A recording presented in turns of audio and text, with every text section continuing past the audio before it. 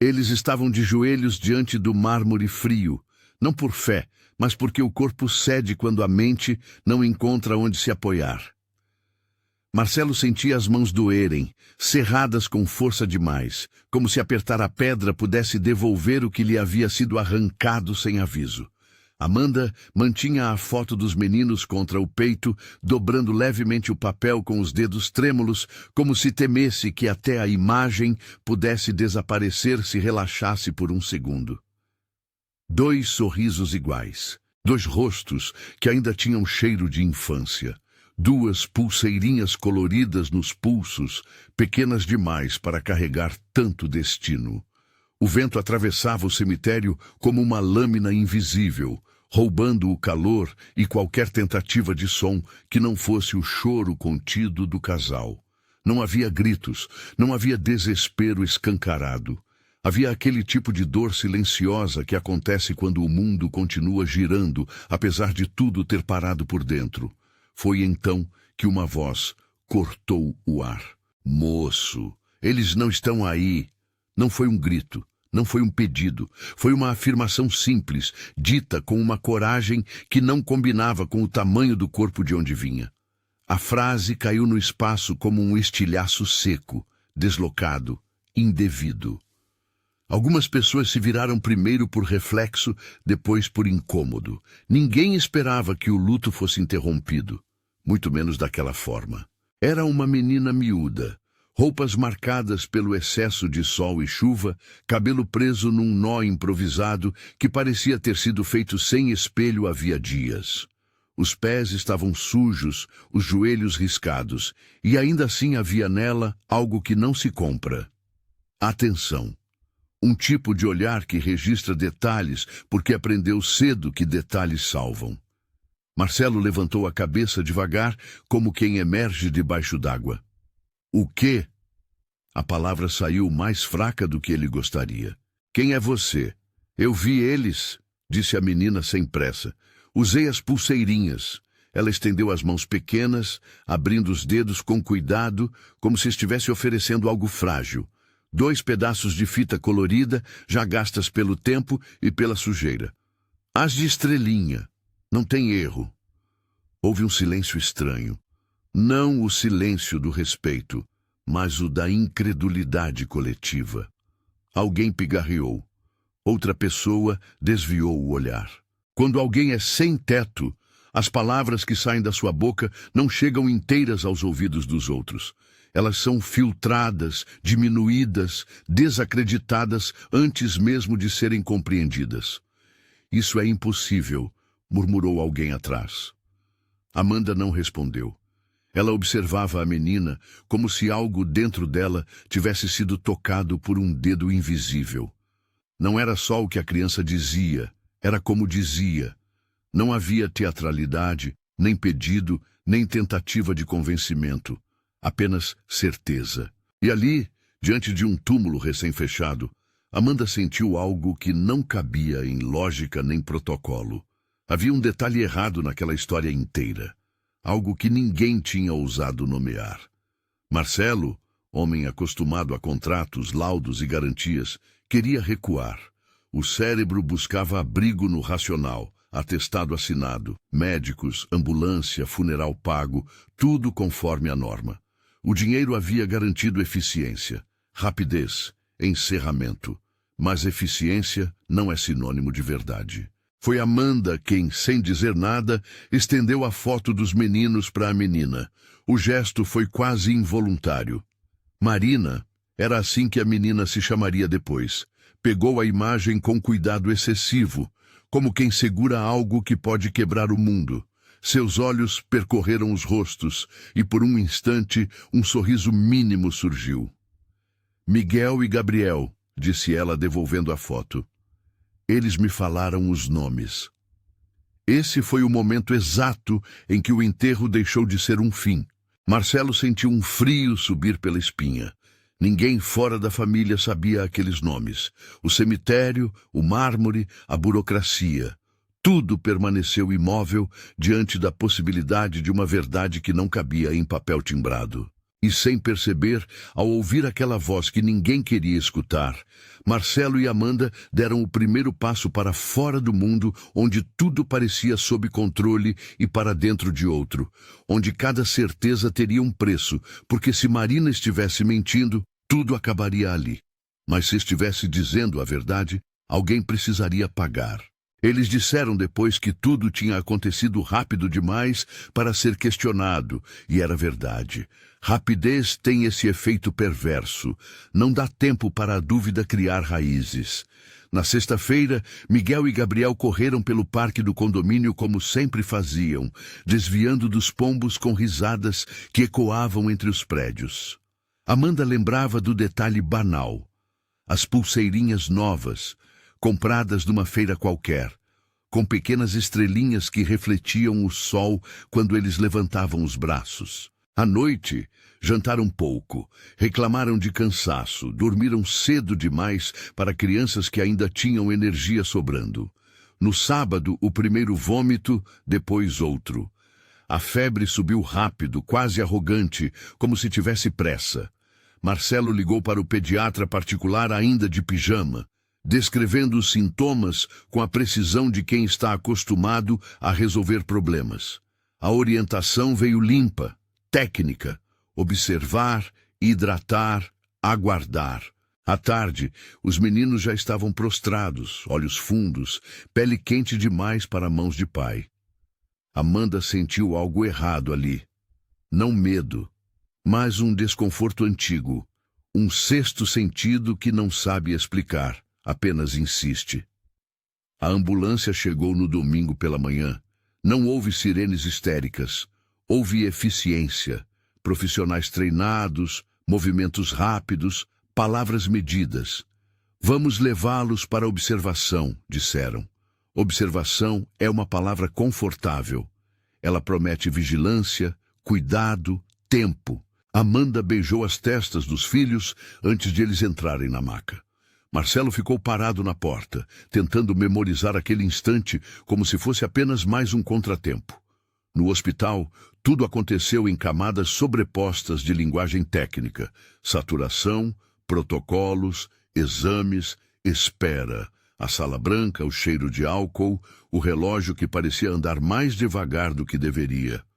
Um médico apareceu, alto, voz calma demais para a situação. Apresentou-se como o Dr. Cláudio Mendes. Disse que estavam fazendo o possível, disse que era raro, mas acontecia. Disse que o organismo infantil às vezes não reage como esperamos. Usou palavras que soavam como anestesia para adultos desesperados. Amanda percebeu depois. Ele nunca respondeu diretamente quando ela perguntava por quê, apenas repetia o quê. O tempo se comprimiu. Uma enfermeira evitava olhar nos olhos. Outra falava rápido, como quem cumpre tarefas para não sentir o peso delas. Marcelo assinou papéis sem ler direito. Confiava, sempre confiou. O hospital tinha nome, estrutura, reputação. O dinheiro pagava quartos individuais, médicos exclusivos, respostas rápidas. Não pagava atenção absoluta. Quando a notícia veio, veio limpa demais. Não resistiram. 2 crianças. A mesma frase, o mesmo tom, a mesma hora registrada. A mente de Marcelo recusou por segundos, talvez minutos, talvez horas. Amanda sentiu as pernas cederem e, mesmo assim, não gritou. Apenas sentou no chão e ficou ali com as mãos vazias, como se o corpo tivesse esquecido como se levanta depois de cair. Os corpos foram liberados rapidamente. Havia justificativas para tudo: contaminação, protocolo, risco. O caixão fechado foi uma recomendação firme, quase uma ordem disfarçada de cuidado. É melhor assim, disseram. Melhor para quem? Amanda pensou, mas não perguntou, não naquele momento. Não tinha forças para brigar com palavras. O atestado de óbito chegou como chegam as coisas oficiais.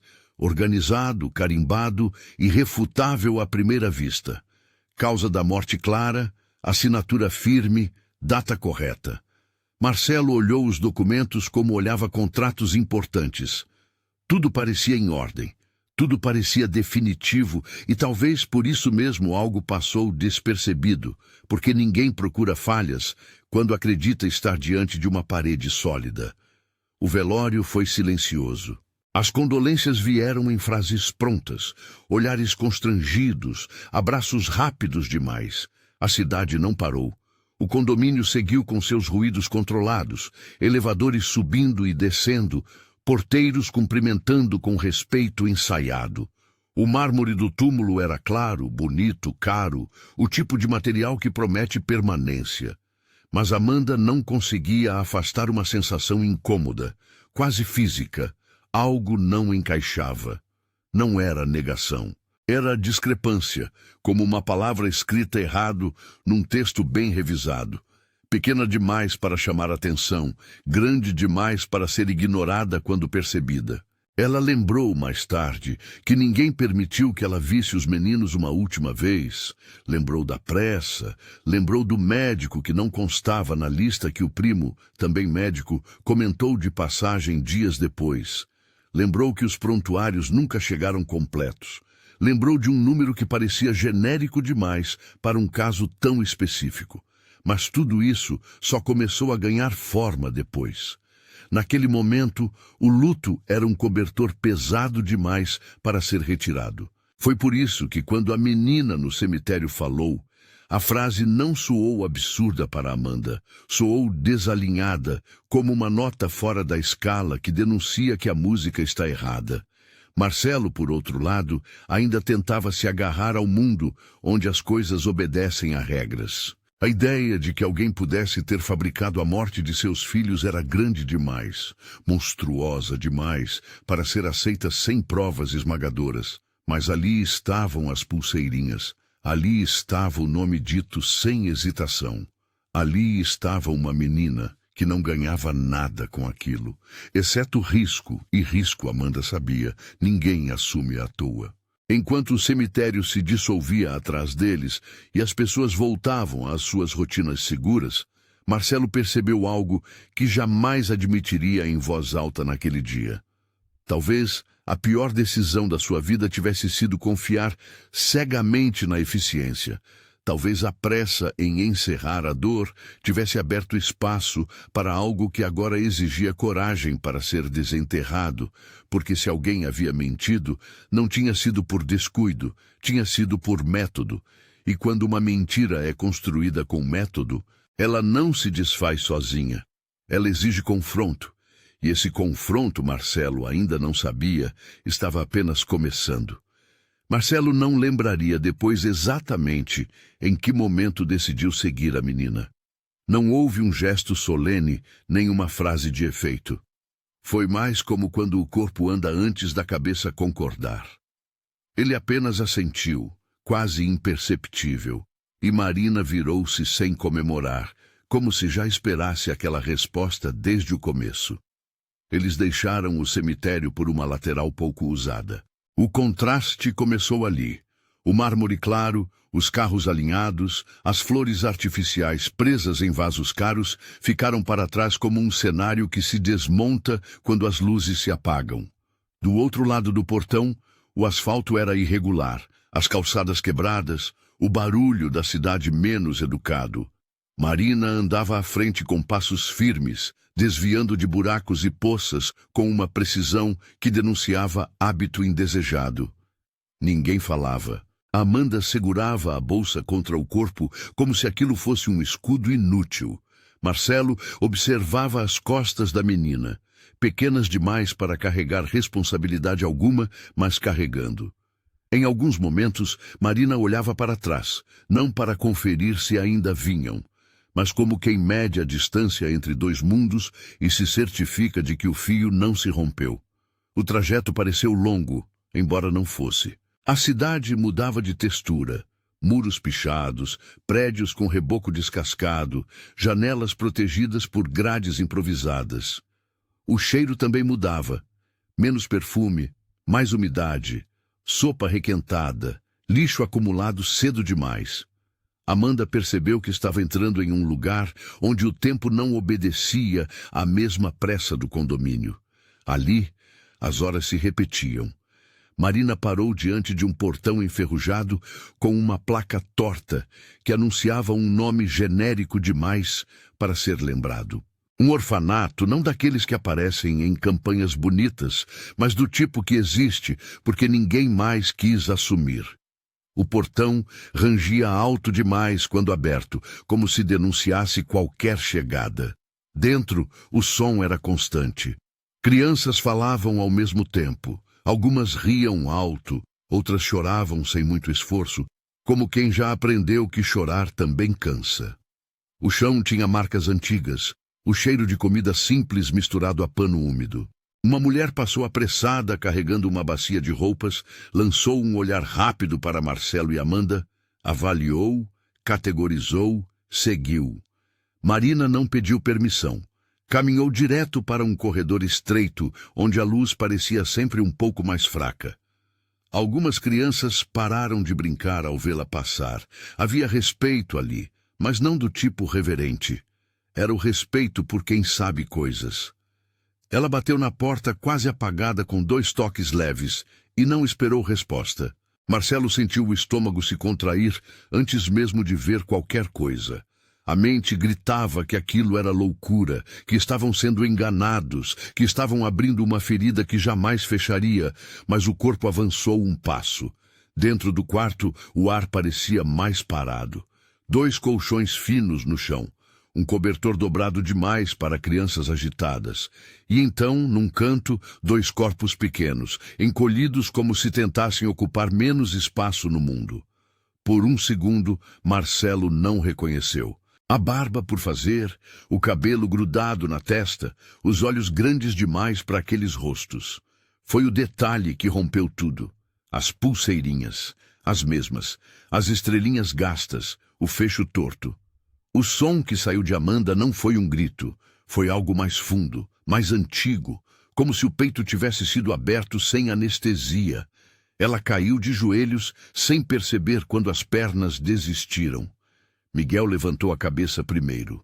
Olhou para eles como quem olha para um sonho que pode desaparecer se piscar. Mãe! A palavra saiu pequena, mas inteira. Não houve abraço perfeito, não houve música interna. Houve choque. Gabriel agarrou a camisa de Marcelo com força desproporcional ao corpo. Miguel demorou mais, aproximou-se devagar, tocou o braço da mãe como quem testa se aquilo é real. E quando encostou a cabeça no ombro dela, o choro veio em ondas silenciosas. Marcelo sentiu o mundo se reorganizar à força. Chorava sem perceber, tentando memorizar peso, cheiro, respiração. Eu tô aqui, repetia, sem saber para quem dizia. Para os filhos, para si mesmo, para algum lugar acima. Marina ficou encostada na parede, pequena de novo. Não sorria, observava, como quem cumpre uma tarefa e espera o próximo perigo. Ela achou a gente, disse Gabriel apontando com o queixo. Ela disse que ia voltar. Amanda levantou o rosto molhado e olhou para Marina como se estivesse vendo alguém pela primeira vez de verdade. Não disse obrigada, não naquele instante. Apenas abriu os braços. Marina hesitou um segundo, tempo demais para quem nunca foi acolhida, e entrou no abraço com o corpo tenso, pronto para se soltar se fosse preciso. Foi ali, naquele quarto mal iluminado, que Marcelo entendeu algo que jamais aprendera em livros ou reuniões.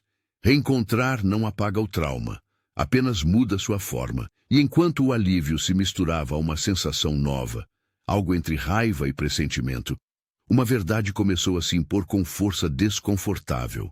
Se os meninos estavam vivos, alguém havia se empenhado em apagá-los do mundo, e quem faz isso não para sozinho, porque o reencontro, Marcelo percebeu tarde demais, não era o fim da história, era o ponto em que ela ficava perigosa. As primeiras horas depois do reencontro foram um emaranhado de sensações que não obedeciam ordem alguma. Alívio demais para caber no peito. Medo demais para permitir descanso. Médicos foram chamados às pressas, exames refeitos, perguntas repetidas. Miguel e Gabriel estavam desidratados, assustados. mas vivos. Vivos de um jeito que não combinava com atestados carimbados e horários cravados. A palavra milagre apareceu na boca de alguém. Marcelo a rejeitou em silêncio. Milagres não deixam rastros tão organizados.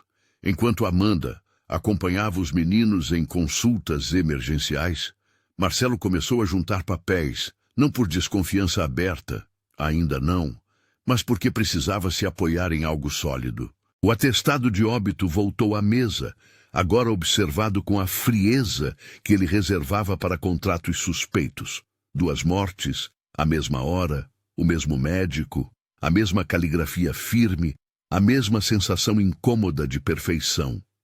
Ligou para um amigo antigo, delegado, alguém que devia favores e entendia quando uma conversa precisava começar sem registros. Não pediu prisão, não pediu manchete, pediu verificação. "Confere um nome para mim", disse, tentando parecer casual. O retorno não foi imediato, mas quando veio, trouxe junto um silêncio pesado do outro lado da linha. O registro do médico não constava em nenhuma base ativa, nenhuma clínica, nenhum hospital, nenhum conselho. Marcelo desligou devagar. Não havia mais espaço para ingenuidade. Chamaram um investigador particular, um homem de meia idade, poucas palavras, olhar cansado de quem já tinha visto histórias demais terminarem mal. Ele ouviu tudo sem interromper. Pediu cópias, fez perguntas curtas. Quem mais tinha acesso? Quem ganha com isso? Quem perde? E não prometeu soluções rápidas, prometeu método. E método, Marcelo aprendera, era o que separava ruído de verdade. Os primeiros sinais de que não estavam sozinhos vieram discretos demais para serem ignorados. Um carro parado tempo demais perto do prédio, um telefone mudo que ligava e desligava sem deixar recado, um e-mail sem remetente com a frase "saia de perto ou vai perder tudo". A ameaça não gritava, sussurrava, e sussurros são mais perigosos porque exigem imaginação. Amanda sentiu o medo chegar antes do aviso formal quando percebeu Marina dormindo menos, acordando com qualquer barulho. A menina, que conhecia o mapa invisível da rua, reconhecia sinais que adultos fingem não ver. "Tem gente olhando", disse uma noite sem drama. "Não é daqui". O investigador trouxe a primeira peça concreta alguns dias depois. Uma etiqueta de mala arrancada, esquecida no fundo de um armário do orfanato, com iniciais gravadas numa plaquinha metálica. R.M. Pequena demais para parecer importante, grande demais para ser ignorada. Marcelo reconheceu as letras antes mesmo de dizer o nome em voz alta. O passado tem esse hábito cruel de reaparecer quando menos convém. A investigação avançou em silêncio. Registros digitais cruzados, conversas com enfermeiros que não lembravam de rostos, apenas de ordens, um prontuário que não existia nos arquivos do hospital, um número de protocolo que levava a uma sala vazia, tudo apontando para a mesma conclusão incômoda. Aquilo não fora erro, fora construção, e construções exigem manutenção. Numa tarde cinzenta, quando Marcelo voltou ao orfanato com a intenção de retirar os meninos de forma definitiva, encontrou o portão fechado, cadeado novo, e o quarto onde Miguel e Gabriel haviam dormido estava vazio. Nenhum colchão, nenhuma roupa, nenhuma pulseirinha esquecida, como se alguém tivesse passado um pano grosso por cima da realidade. O investigador não precisou dizer nada. Marcelo entendeu pelo jeito como ele respirou antes de falar. Eles sabiam que você viria. A urgência tomou conta de tudo. Câmeras de segurança começaram a aparecer em telas improvisadas. Um homem encapuzado surgia em imagens desfocadas, sempre à margem, carregando sacos, abrindo portas, fechando histórias. Ele não era o cérebro, era a mão, e mãos obedecem. A pista decisiva veio de onde ninguém esperava. Uma foto enviada anonimamente ao telefone do delegado, o encapuzado segurava um broche antigo com as mesmas iniciais RM. Ao fundo um documento rasgado, assinatura falsa do responsável pelo orfanato E a mensagem era curta, quase um conselho. Olhe onde eles acham que ninguém olha. A operação não foi cinematográfica, foi silenciosa. Mandados, horários cruzados, paciência. Encontraram o galpão antes do amanhecer, num bairro que o mapa tenta esquecer. E lá dentro, em um quarto improvisado, Miguel e Gabriel estavam sentados no chão, abraçados, quietos demais para crianças, vivos, cansados, inteiros o suficiente para que a culpa doesse ainda mais. O encapuzado tentou correr, não conseguiu. E nos bolsos, além de objetos para amarrar, havia um envelope com anotações e um número de telefone ligado a uma empresa registrada no nome de alguém que Marcelo conhecia bem demais. E quando o nome veio à tona, não houve surpresa, houve confirmação. Renata Moreira, a ex-esposa, o passado que não aceitara ficar no passado, o ressentimento transformado em método. Marcelo não sentiu raiva imediata. Sentiu algo mais pesado, a certeza de que quando alguém decide reescrever a realidade, os primeiros a sofrer são sempre os mais vulneráveis. E agora, com provas nas mãos, restava a parte mais difícil, olhar nos olhos de quem fez tudo isso e ouvir a verdade sem o conforto das mentiras. O encontro com Renata não foi marcado em escritório nem em sala de audiência. Foi num estacionamento amplo demais, para conversas íntimas, iluminado por luzes brancas que não favoreciam ninguém, um lugar neutro, escolhido para que não houvesse palco, apenas fatos. Marcelo chegou antes, não queria vantagem, queria presença.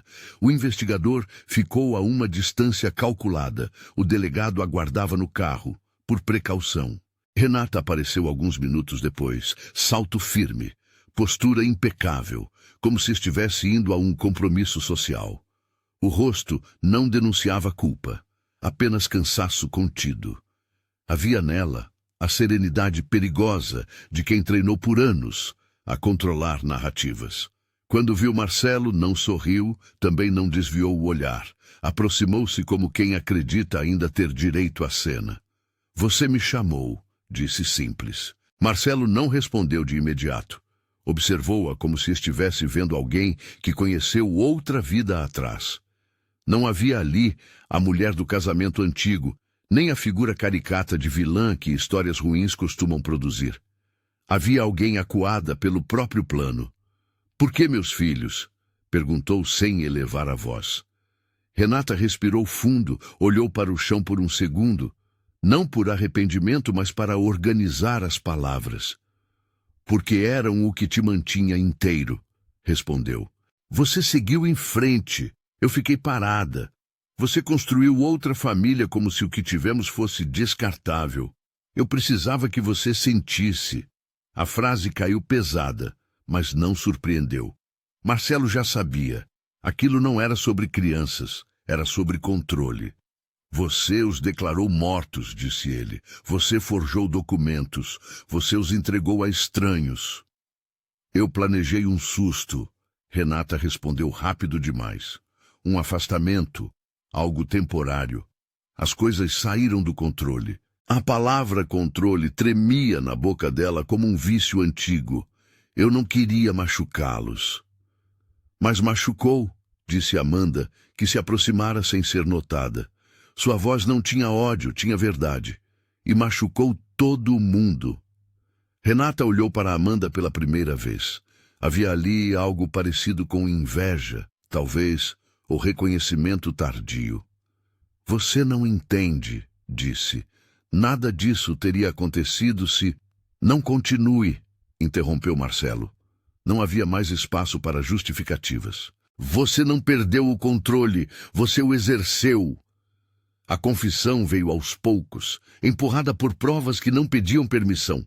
O broche, o número de telefone, o encapuzado que já havia falado demais, os pagamentos fracionados, o médico inexistente, a assinatura copiada com cuidado, cada detalhe um prego a mais no caixão da versão que Renata sustentara por meses. Quando a viatura chegou, não houve escândalo. Renata entrou sem resistência, mantendo a coluna ereta, como se ainda acreditasse que postura pudesse alterar consequências. E antes de fechar a porta, Olhou para Marina, que observava tudo à distância, protegida. Seus olhos procuraram algo ali, talvez submissão, talvez medo, e não encontraram. Marina sustentou o olhar, pequena, silenciosa, inteira. O processo seguiu sem espetáculo. Audiências longas, palavras técnicas, testemunhos que doíam de ouvir. O encapuzado confirmou tudo em troca de redução de pena, os documentos falsos foram periciados, o nome do médico inexistente virou prova central, e Renata foi condenada, não como monstro mítico, mas como alguém comum que permitiu que ressentimento virasse método.